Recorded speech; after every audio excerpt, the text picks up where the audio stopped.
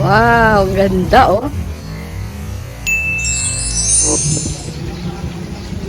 This is Baluarte de San Diego. Look.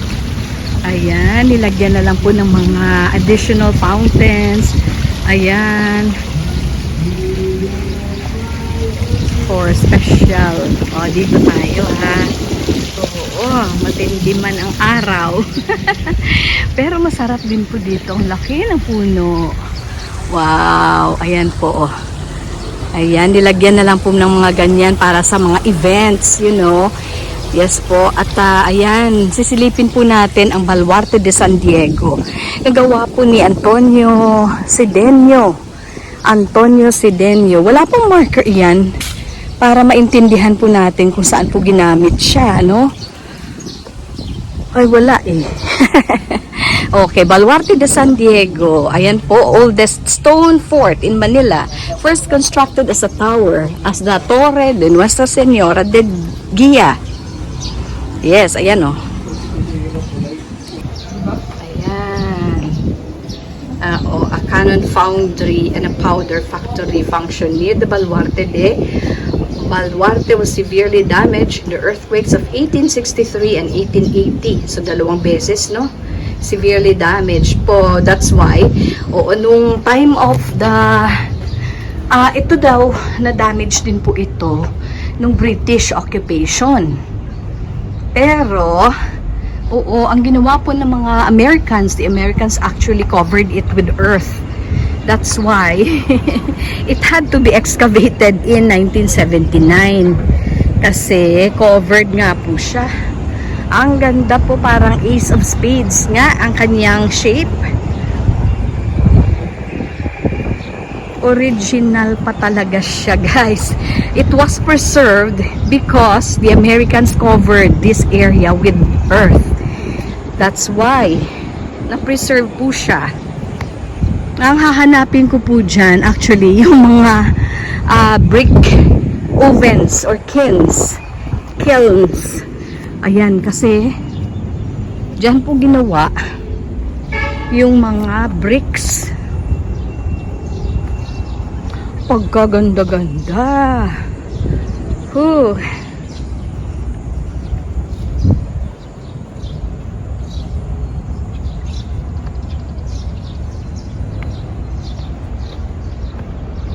Ano? So, 75 po ang bayad ng regulars at 50 ang bayad ng mga seniors. Katulad po ni Simply Jane. Dahil senior na po tayo. Okay. Andoon. Ayan po.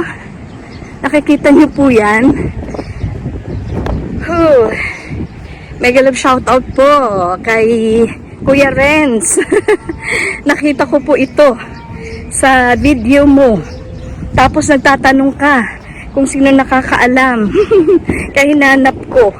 Yes po. And I discovered na ito po yung mga kilns or oven kung saan po ginagawa yung mga bricks.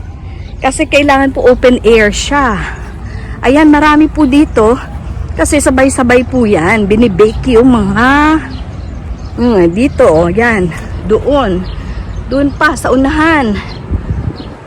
Grabe. Yan. Okay. Silipin lang natin sandali dito sa may golf. Kasi nga nung American times, nahirapan sila mag-retrofit nito. Ang hirap naman talaga mag-retrofit, guys, no? Kasi napakalaking structure niya. At the same time, hirapan si umakyat. Okay, ayan. So, golf course nga po, which was introduced by the Americans. Okay? Yan. Okay, yan. So, golf course pa yan. So, which is beautiful. Kahit ngayon, mga Filipinos nahilig na rin po sa golf. Ayan. Sabi nga po, pang mayaman. Ay. Pero anyway, maganda. It was introduced by the Americans. At itong area po na ito, they covered it with earth, sand, and lahat. Kaya noong 1979, they needed to excavate.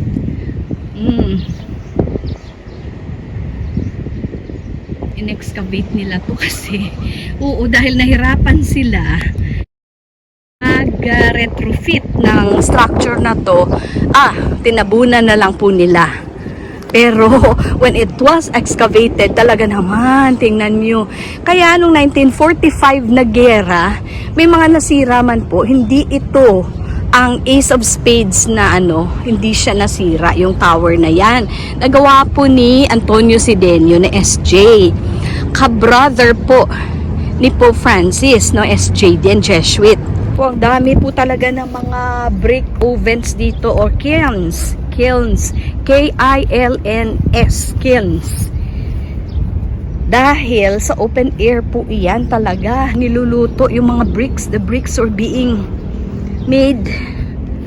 Ayan po. In the open air. Otherwise, hindi po pwedeng magawa yung bricks, no, 'di ba? Kailangan iluto. Grabe, no? Hu.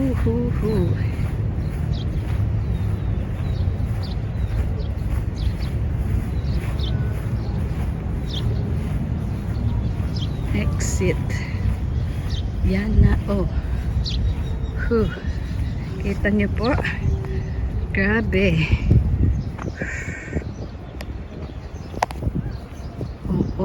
Alam niyo naman, parang maze din, no? Para siyang maze.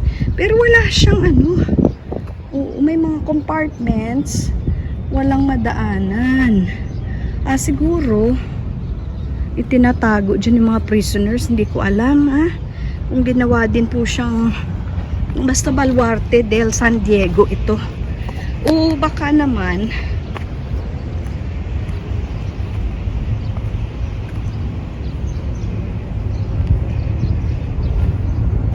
tingnan nyo naman yan. Grabe, no? What a design. Shucks. Grabe. How beautiful that is.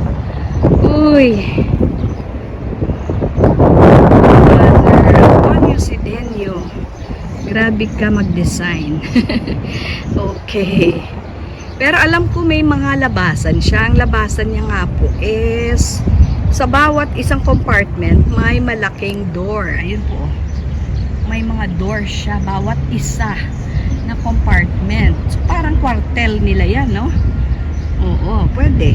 Pwedeng parang kwartel. 40s. Ang ganda. Ako guys, ang ganda talaga. Tingnan nyo naman yan, oh. Wow. No? Ace of Spade. Parang maze. Napakaganda niya. 16th century po yan. Hindi siya nasira dahil tinabunan ng lupa. At it was excavated in 1979. At pinagawa po ng Intramuros Administration. Ayan po. Nilagyan nila ng mga pergolas ang tawag, o para mga gazebo, pergolas, at saka may fountain doon para kung may events kayo na medyo napakaganda, no? Yan, sige guys. Nakita din natin finally. So lahat po ng mga ovens or brick ovens and kilns are actually around. Nakikita nyo po yun? Kasi before, there was also gunpowder, parang factory ng gunpowder at saka foundry. Yes, dito nila ginagawa yung kanilang mga armas. Ayan po. Wow, ang ganda po talaga. Napakaganda.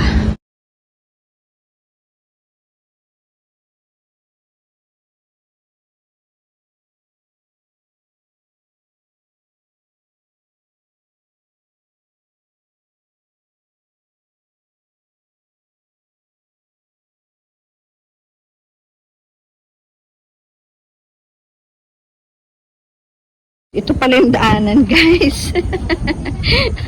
Yung babaan natin. Dito tayo umakyat kanina, 'di ba?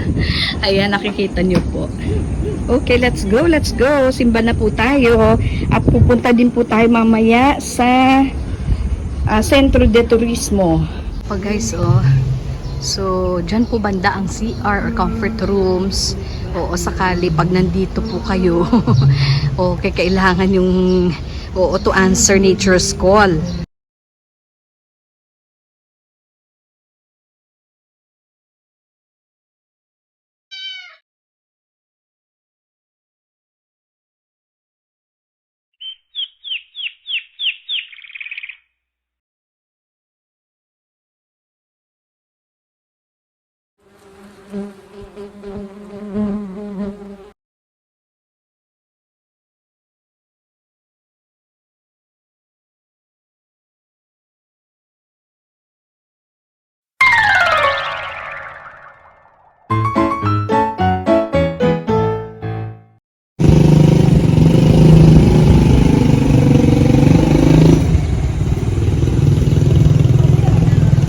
Southwest po ito ng Intramuros, guys.